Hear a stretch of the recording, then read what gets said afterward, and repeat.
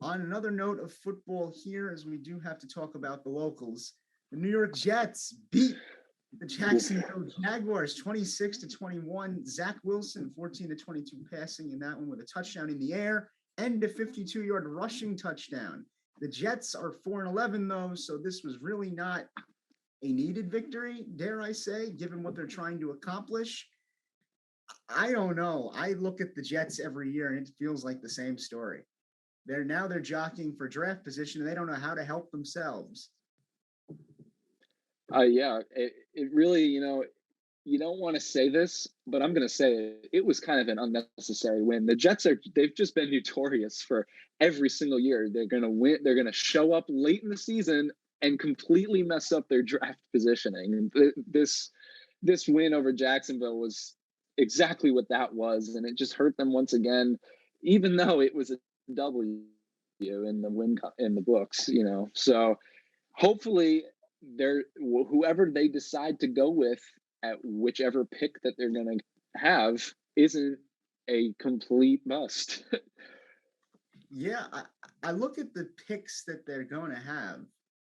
I don't know where you start to build back this team because it really is a build back situation. I remember early in the year before the NFL season had began, we were talking about expectations for the Jets and Giants. A lot of people had said that the Jets had a nice little wide receiving core that could, do some damage. Braxton Berrios, Davis, guys like this that could really help you out. I don't know what good these guys are going to be if you don't have an offensive line that can first protect Zach Wilson. That's also something we're going to get into with the Giants, where you need one in order for those other guys to be useful at all.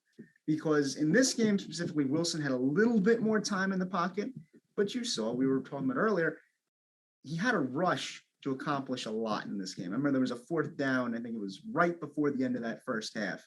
He had to scramble outside of a pocket that had collapsed to make something happen. Not that that's a bad thing. That's an ability that most modern day quarterbacks have, like Lamar Jackson, the Patrick Mahomes of the world. But I'm not thinking that's something they want to make a habit of, especially with how hard these defenses will come at Zach Wilson. That was my big critique on him when they drafted him, is that he's not a physically imposing guy, right? Like when I look at Zach Wilson, I don't view him the same way I view Ben Roethlisberger. People now will laugh at me for saying that because Roethlisberger is old and he's getting frail. But there was a time when Roethlisberger looked like the type of guy that could come back from a barbecue, go out onto a National Football League field, throw 6 touchdowns, and win you a Super Bowl.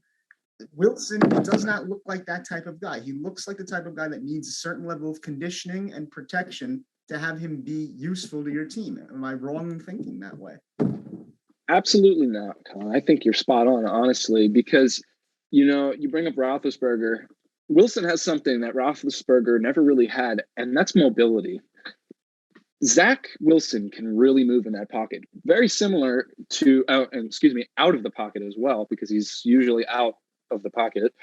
Him and Daniel Jones both they can work on the ground. They don't need to sling the ball 60 yards down the field to help the squad out. They can use their legs and get themselves a first down.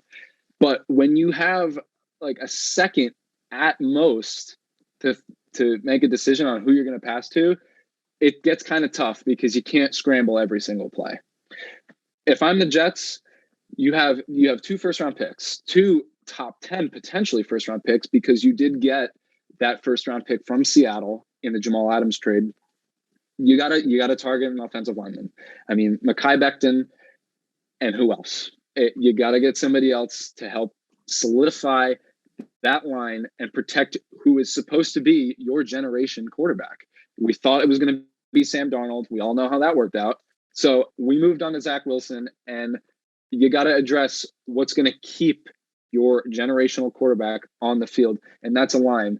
And another thing that the Jets really need to target is a secondary, specifically cornerbacks. I'm thinking Derek Stingley Jr. from LSU. But, LSU, we do understand what happened the last time the Jets took a guy in the secondary from LSU. So either way, though, those are 2 areas of need that the Jets really need to address. And more specifically the offensive line, because you're protecting your most precious prize, if I may. Right. I think you're going to have to protect him because there's a difference between wanting your quarterback to be mobile and asking him to run on every snap that he has to take for a pass. And I think you're also correct. Stingley would be a great option for the Jets defense. And you have to trust that he's the guy he was in 2018, 2019, and not who he's been as of late. Because if you're going off of who Stingley's been recently, then you're right. Then you kind of roll your eyes and kind of grimace while you make the pick. Certainly, there's no cure-all for the Jets. There never has been, and there's not going to be for quite some time. This is going to be a process. I think Joe Douglas understands this. I do like the wide receiving core.